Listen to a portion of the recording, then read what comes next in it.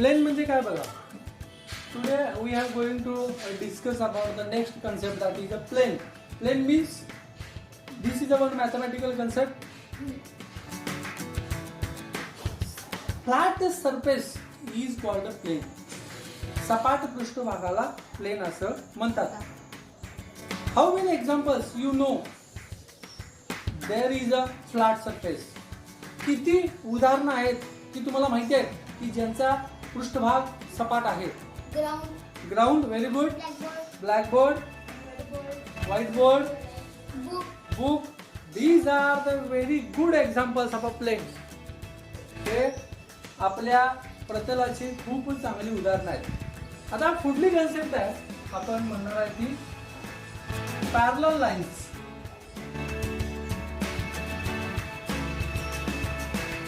Parallel lines म्हणजे काय बघा. पॅरलल म्हणजे समांतर. समांतर रेषा. या समांतर रेषा ही एक संकल्पना आहे. समांतर रेषा कधी म्हणतात, कोणत्या रेषांना समांतर म्हणतात ह्याचा आपण आता अभ्यास करणार. The lines should be in a one single plane. म्हणजे काय बघा, रेषा ही प्रतलात पाहिजे. प्रतलात पाहिजे म्हणजे काय तर या हे प्रतल आहे समजायचं. हा बोर्ड म्हणजे काय प्रतल आहे, प्लेन आहे. रेषा या चौकोनात पाहिजे आहे. आणि if the lines are not intersecting to each other, then that lines are called parallel lines. This is the one plane and these are the two lines, line L and line M. These are not intersecting to each other. Intersect म्हणजे एकमेकांना छेदत नाहीत. Not intersecting. The line is extending here. वर रेषा अशीच वाढत जाते. ती वाढत गेल्यानंतर पुढे एकमेकांना छेदाते का, छेदाले का, नाही छेदाले. मग अशी जर रेषा छेदत नसेल तर त्याला म्हणतात पॅरलल लाईन्स. त्याला काय म्हणतात पॅरलल लाईन्स. पॅरलल लाईन्स म्हणजे कशी असते, ती न छेदणारी, न छेदणाऱ्या रेषांना पॅरलल लाईन्स म्हणतात. If the lines are in a single plane and that lines are not intersecting to each other, then that lines are called parallel lines. Parallel lines म्हणजे काय, if lines are in a single plane and that lines are not intersecting to each other. रेषा एकाच प्रतलात आहेत आणि त्या एकमेकांना छेदत नाहीत, त्या रेषांना आपण म्हणणार पॅरलल लाईन्स. मग या दोन लाईन एल आणि लाईन एम हा पॅरलल आहेत की नाही, इथे काढलेल्या आहेत. शाबाश. आता मी जराशी आकृती अशी बदलाय बघा. एक minute.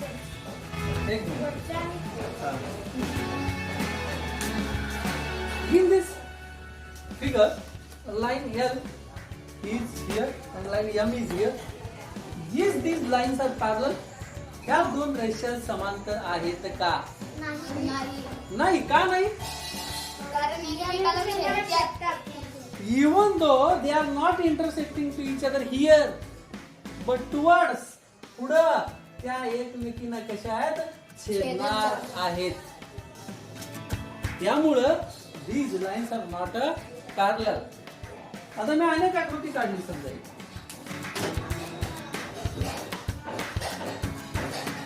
X, Y. Is these lines are parallel? No. Is these lines are parallel? No. Because these lines are intersected at a single point. एका ठिकाणी जे छेदले आहे. So these lines are not a parallel. त्या रेषा समांतर नाहीत. रेषा समांतर म्हणजे आपण काय म्हणायचं थोडक्यात, आता काय म्हणणार, पॅरलल लाईन्स केव्हा म्हणणार आपण, न छेदणाऱ्या रेषांना. मग आता उदाहरण द्या बघूया न छेदणाऱ्या रेषांचं. उदाहरण हा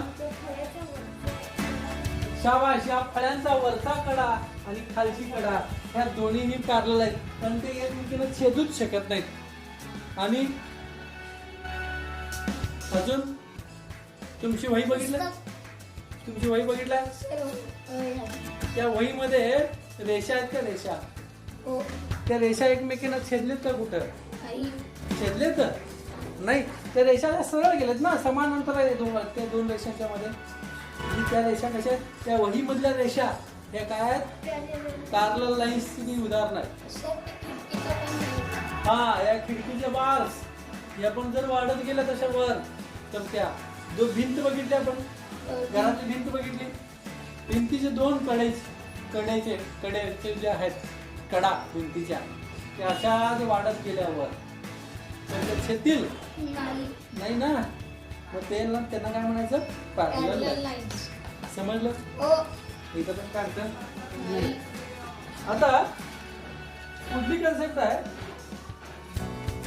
कॉन्करंट लाईन्स. काय कॉन्करंट लाईन्स? पॅरलल लाईन्स कळली का तुम्हाला? कुठली आहे?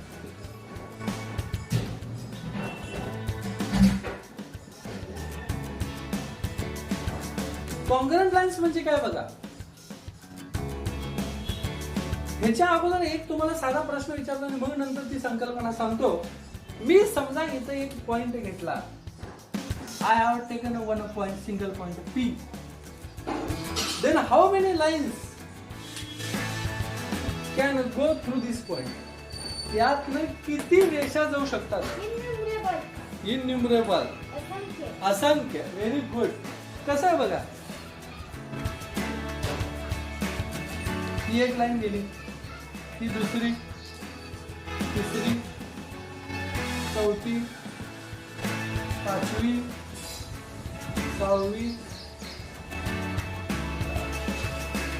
लक्षात आलंय?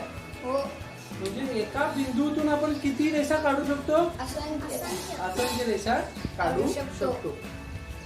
मला कॉन्करंट लाईन ही अशीच प्रकारचा संकल्पना. कॉन्करंट लाईन म्हणजे काय बघा,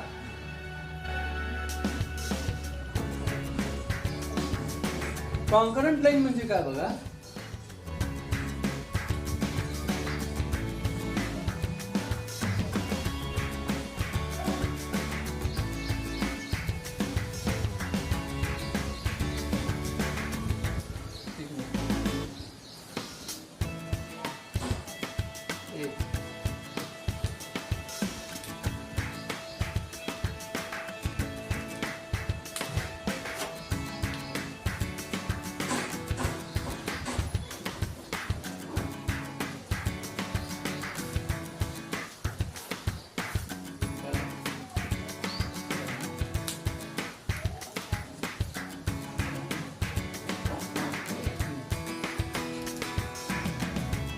इथं किती रेषा काढलेल्या आहेत? किती रेषा काढलेल्या? चार. किती रेषा काढल्या? किती? 8 नाही, 8 नाही, हा 4. Line L, line P, line M, line N. 4 lines I have drawn, which are passing through one single point. That name is suppose Z.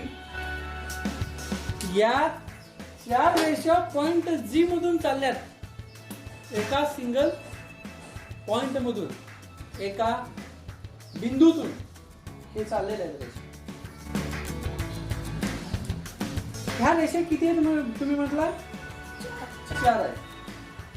आपण कोलिनियर पॉइंट मध्ये पण विचार केला, काय विचार केला की जर 2 पेक्षा अधिक बिंदू एका रेषेवर असतील तर आपण काय म्हणतो की ते कोलिनियर पॉइंट आहे.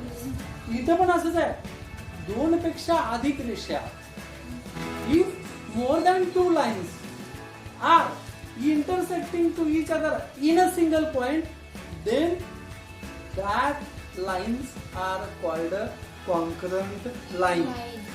And the point where they intersecting to each other, that point is called point of concurrence.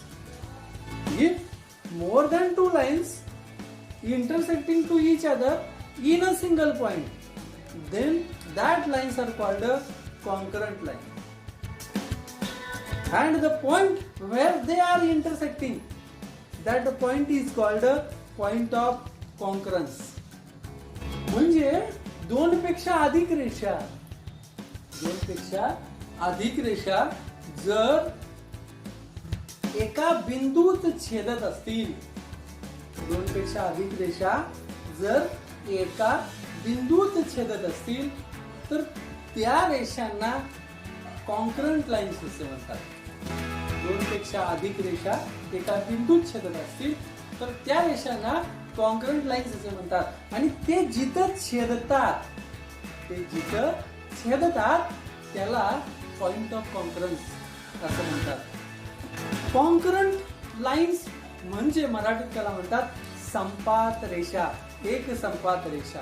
आणि ते जिथं छेदतात त्या बिंदूला संपात बिंदू असे म्हणतात. हे लक्षात आलं तुमच्या? पॉइंट ऑफ कॉन्करन्स आणि कॉन्करंट लाईन्स. चला सांगा, कॉन्करंट लाईन्स म्हणजे काय? एका बिंदूतून दोन पेक्षा जास्त रेषा जातात त्यांना कॉन्करंट लाईन्स असे म्हणतात. शाबाश. एका बिंदूतून दोन पेक्षा अधिक रेषा जातात त्यांना कॉन्करंट लाईन्स. हा, इंग्लिश मध्ये कोण सांगणार? इंग्रजीमध्ये if more than two lines intersecting to each other in a single point, then that lines are called concurrent lines. किंवा अनेक आपण असं म्हणू शकतो, if more than two lines are passing through in single point, then that lines are called concurrent lines. If more than two lines passing through a single point, then that lines are called concurrent lines. आणि त्या ज्या बिंदूतून जातात त्या बिंदूला point of concurrence. मग इथं point of concurrence कोणता?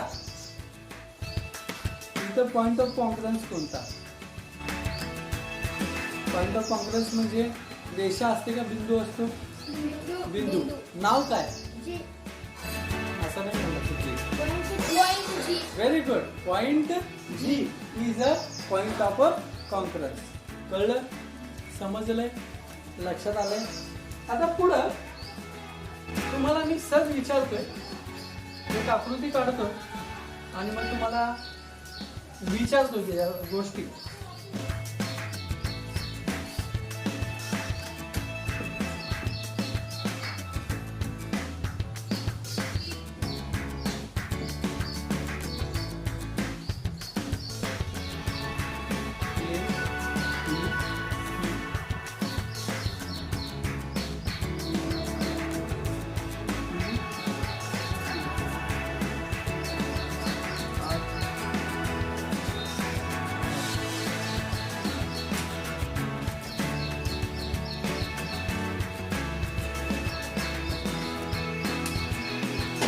या आकृतीमध्ये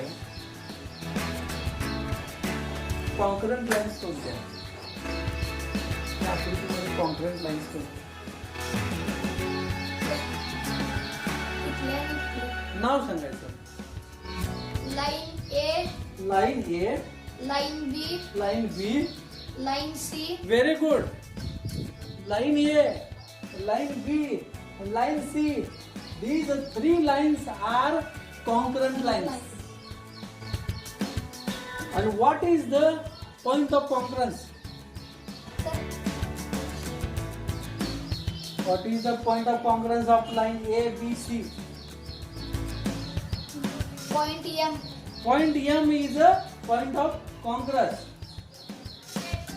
Here, this side, which lines are concurrent lines?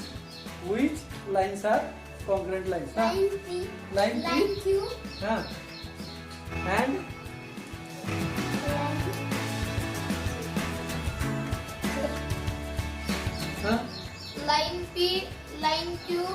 Line C. Line P, line Q, and line C. This line's name is line C. I have written here. मी इथं लिहिलेलं आहे ते रेषेचं नाव. So you have confused here. Where is the name of this line? The name of this line is here. Confused का झाला तो? इथं मी लिहिलेलं नाही ते रेषेचं नाव मी तिकडे लिहिलंय. म्हणून point P, point Q, And point C, these are concurrent lines. And what is the point of concurrence? Huh? Point R. Point R, Point M. point M,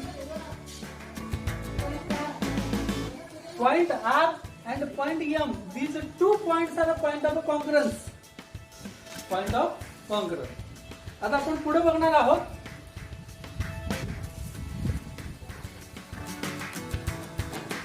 एक आकृती काढतोय. आता सगळी डिव्हिजन घेऊ, प्रश्न घेऊ.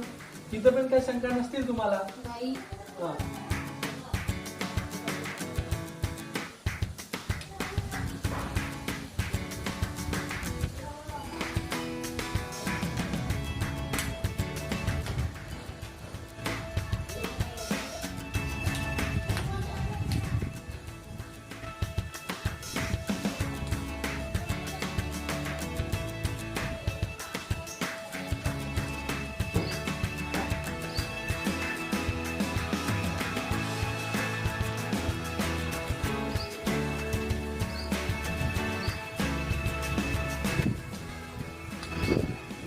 In this figure, which are the collinear points? Collinear points. या आकृतीमध्ये collinear points कोणते आहेत?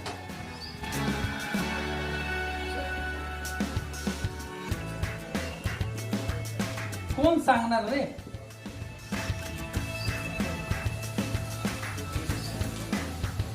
कोण सांगणार?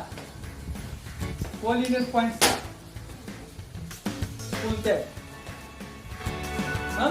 Point S, point Q. Point S आणि पॉइंट क्यू कोलिनियर पॉइंट कमीत कमी किती असतात? सर, 3. 3. मग यांना सांगितले 2. सर, नाही तर राहिलं की sir, Point S, point L, point O. Very good. Point M, point N आणि point O. These are collinear points. One another group of a point which is the collinear point. One another group. Point S, point N, point Q.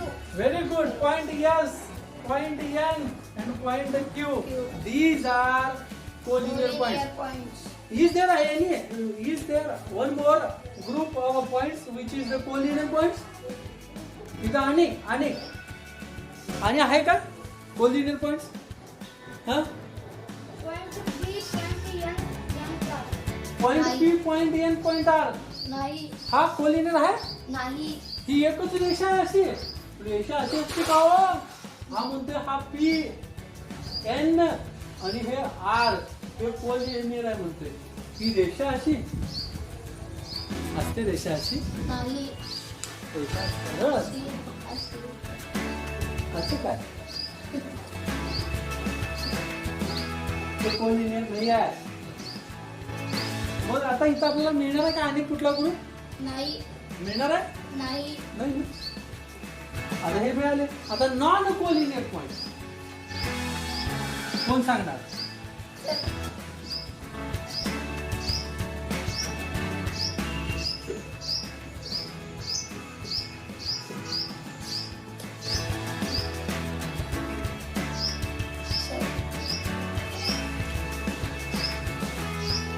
हा. Point P, point N, point R. P N R. Very good.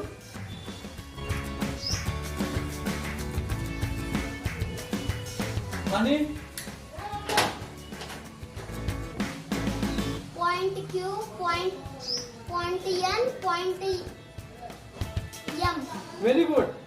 Q N M. Very good.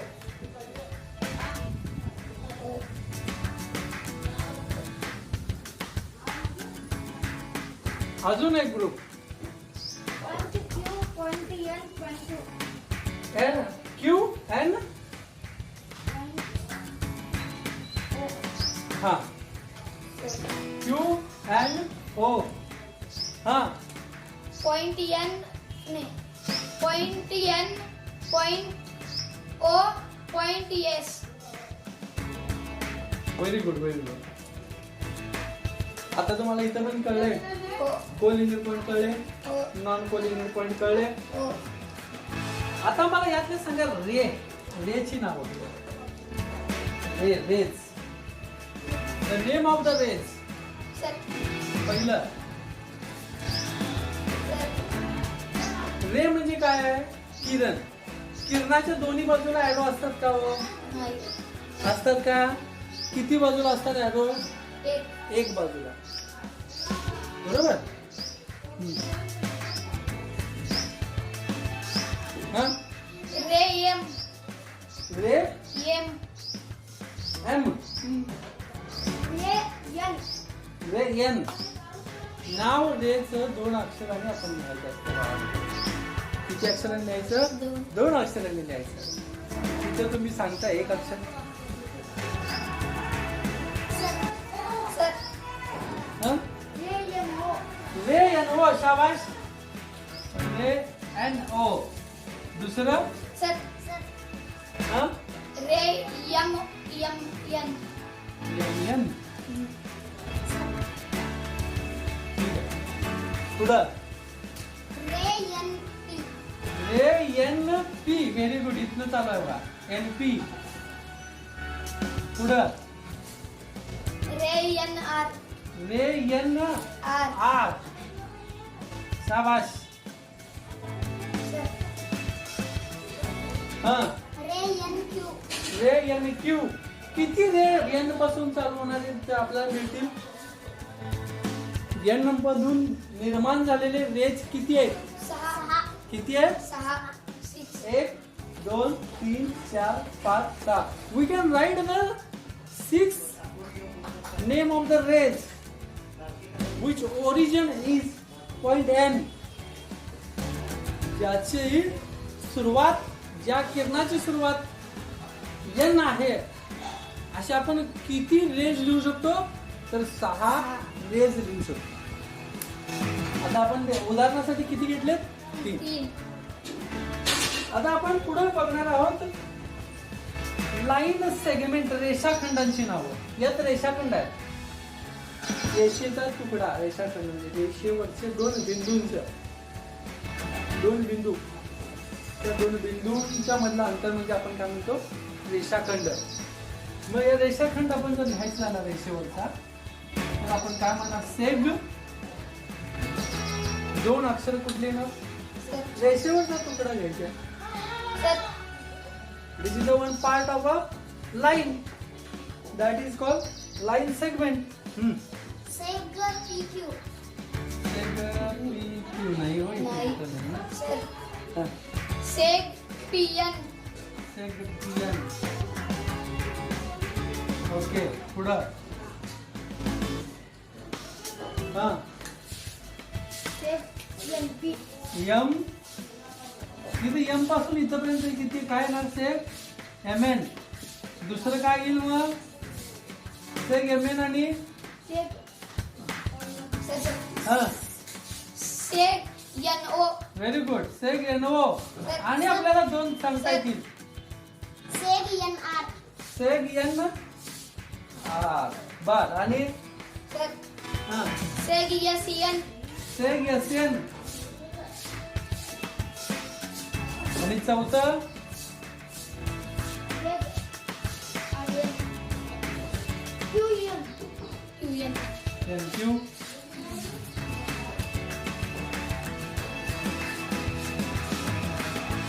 कळलं हो समजलं इथपर्यंत. हो. आता रेषेची नावं सांगायचं. Lines name of the lines. Sir name of the lines. रेषेचं नाव. आता बघा तुम्हाला एक मी काल सांगितलं नव्हतं की रेषा अशी काढली आणि त्या समोर मी नाव दिलं तर ते स्मॉल लेटर्स मध्ये देतात ते रेषेचं नाव असतं लाईन ए उदाहरण. तर रेषेवर बिंदू असू शकतात ना, दोन बिंदू आहेत समजायचं. तर या रेषेचं नाव दोन प्रकारे लिहिता येतं. लाईन ए त्या ॲरोच्या पुढला अक्षर लाईन ए किंवा या रेषेवरचे दोन बिंदू घ्यायचं line P Q line P Q किंवा तुम्ही असं पण म्हणू शकता लाईन क्यूबी. मग इतर रेषा दोन आहेत त्या दोन रेषांची नावं काय? सर दोन रेषांची नावं. Line M O line M O आणि काय रे Line PS. Line M O आणि लाईन PS. नाही Yes. नाही sir Line SQ. Line S Q. Very good. इथं किती लाईन्स आहेत? दोन लाईन्स आहेत. Line M O line S Q. Q समजलं? हे रेषांची नावं झाली. आता या प्रकरणामध्ये आपण काय काय बघितलं बघा. परत एकदा रिव्हिजन घेतो सगळं आणि मग आपण इथं थांबू. एक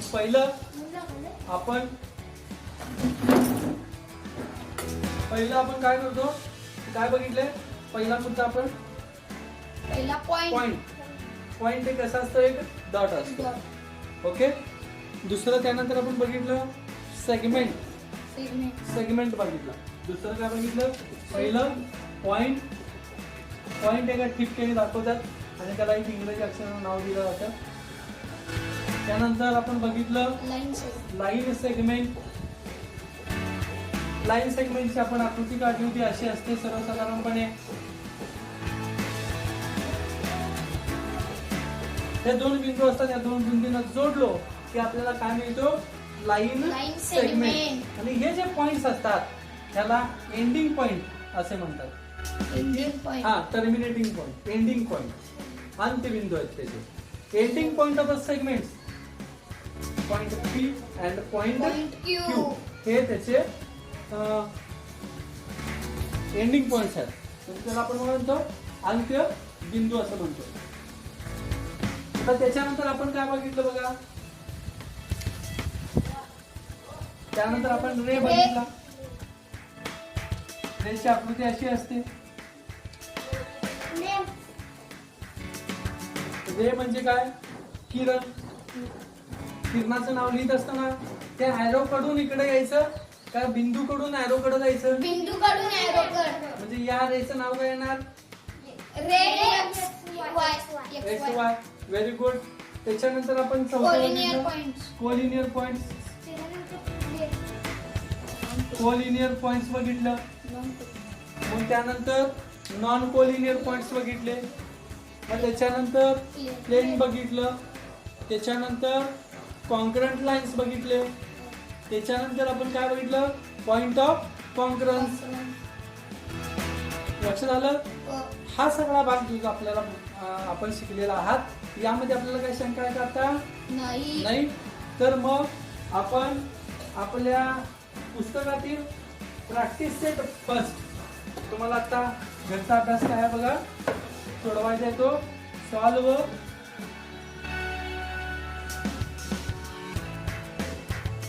काय सोडवायचं आता तुम्हाला? प्रॅक्टिस सेट कितवा?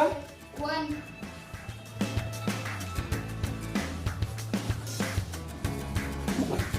प्रॅक्टिस सेट 1 तुम्ही सोडवायचा आहे. कळलं? पान नंबर आजचा होमवर्क हा.